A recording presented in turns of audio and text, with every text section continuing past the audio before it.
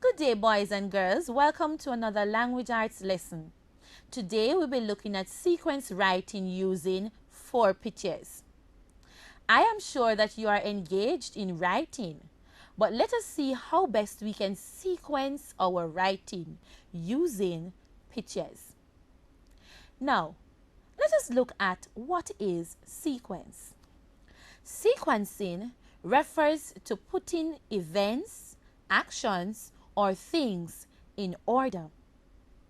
Now, boys and girls, take a look at these 3 puzzle pieces. Of course, when they are connected, they are placed in order. Take a look. The first puzzle piece shows a little boy standing and smiling over his 2 slices of bread. The second puzzle piece shows the boy putting jam onto the slices of bread.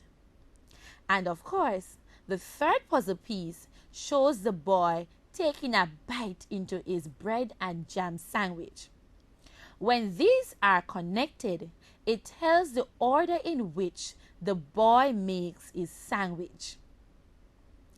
Can you think of other things that are always in order? A set order, that is? Take a look at these.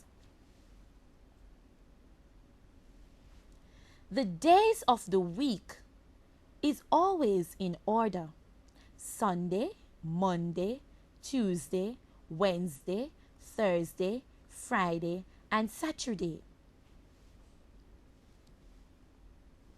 The months of the year also follows a set order from January to December. Another thing that is always in order are numbers from 1 to 10. Here is an activity that I would like for you to do for me quickly. Look around your environment and make a list of 2 things that must be in a set order.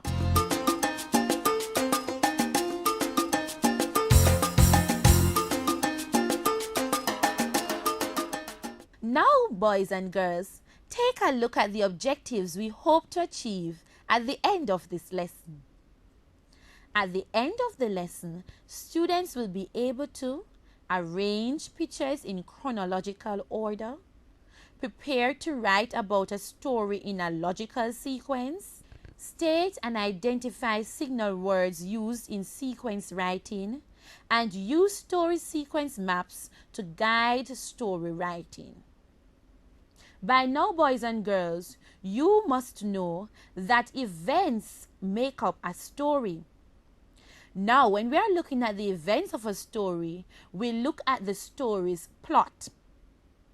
The events which make up a story is referred to the plot. These events can be arranged in chronological sequence to tell the order in which the events appear in the story. Take a look at the picture on the screen. A boy is skating towards the net. Look how far he is away from the net. Picture B illustrates the boy getting even closer to the net. And the final picture, picture C, shows the boy almost into the net. There are a few words that will help you when sequencing events in a story. Take a look. First, next, then, finally, secondly, later, as, before, while, and after. These words will assist you in writing when you are ordering the events in a story. Take a look at these 4 pictures. See how best you can put them in order. Now here is the correct order. Match it against yours to see how well you did in putting them in order. Now let us discuss the pictures. These three children are making cookies. The first child mixed the batter. The second child rolled out the dough.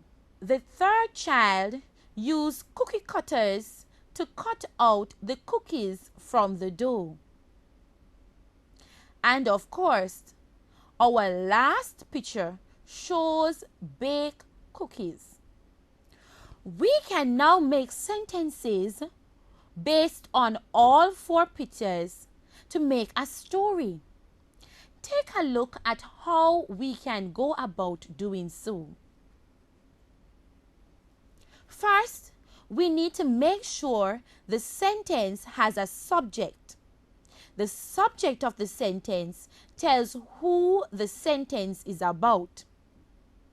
For example, Mother bakes a cake for Susan's birthday.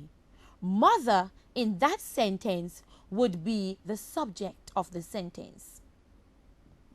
Then, we ensure there is a predicate in the sentence. The predicate of the sentence tells the action done by the subject. For example, Mother bakes a cake for Susan's birthday. The part of the sentence, bakes a cake for Susan's birthday, is a predicate of the sentence. And make sure all sentences are properly punctuated, words are spelled correctly, capital letters are used accurately. Here are a few tips that you can use when sequencing. Start with the first picture. Think about what would happen next. Look for signal words which will indicate the next event. Think about the medial and concluding events. By using those tips, I am sure you will be able to sequence your pictures and, of course, write good stories. Here is a story sequence map that we can use to sequence the events in a story. This is a good graphic organizer that you can use to sequence the events of your story. It starts with the beginning. Which event comes first? You will write about that in the first box. Then you move on to the middle. Which event would come in the middle? Write about that in the second box. Then we go to the climax, the high point of the story, just before the story ends. Write about that in the third box. And then we go to the conclusion. This is the end of the story. Write about the ending event in that box. Now take another look at the pictures. See how best you can use this organizer to write the events of your story.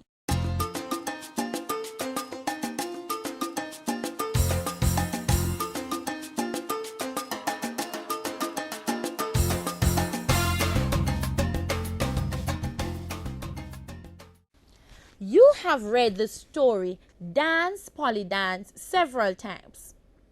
Now take a look at some of the illustrations taken from the book. You may realize that these events are not in their correct order.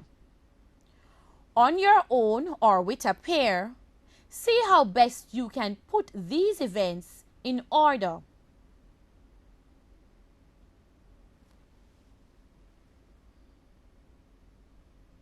Now check to see if you've arranged the illustrations in this order. If you've done so, you are correct. Now let us see how best we can construct sentences to match each illustration taken from the story. Take a minute and see if you can write even one sentence for each illustration. I have tried it myself. Let me read for you my sentences. For the first illustration, I wrote, Polly loves to dance. Even when she was standing in a line, her feet couldn't keep still. For the second one, I wrote, Polly's teacher wanted dancers for the upcoming dance competition, so she asked students to volunteer. For the third illustration, I wrote, at home, Polly practiced hard for the competition. This was easy as she was a born dancer. And for the last one, I wrote, Polly and her friend danced so well that they were declared winners at the competition. Now check mine against yours. See how close you came to mine. If you've come very close, you are a star. In your groups, do the following activities. Group 1, sequence given pictures in order. Group 2, sequence given sentences in a logical order. And Group 3, use pictures to write a story. Before we go, let us look at our objectives. Did we arrange pictures in chronological order? Prepare to write about a story in a logical sequence? State and identify signal words used in sequence writing? Use story sequence maps to guide story writing? Yes, we did. I am sure that this lesson will help you with your exams. Practice sequencing events using 4 pictures. Until we meet again, have yourselves a wonderful day.